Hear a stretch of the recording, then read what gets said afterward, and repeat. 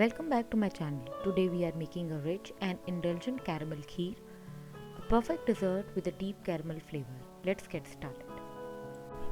First, in a pan over low heat, add half a cup of sugar and let it melt. You don't need to stir. Wait until it turns a beautiful golden brown. This caramel will give our kheer a deep rich flavor. Next, slowly pour in 1 liter of milk. Let it simmer for about 5 minutes so the caramel blends well into the milk. Meanwhile, drain the water and coarsely grind half a cup of rice soaked in water for 2 hours. Now add the ground rice to the caramel milk. Stir it well and let it cook on low heat. Next, mix in half a teaspoon of cardamom powder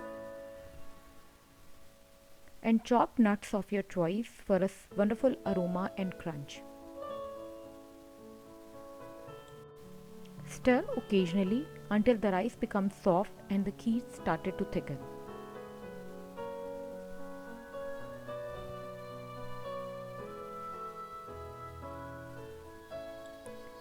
Now to make the kheer extra creamy and rich, add 1/4 cup of milk powder and around 50 ml of condensed milk. Mix well and let it cook for another 2 minutes. Turn off the heat and let the kheer cool completely.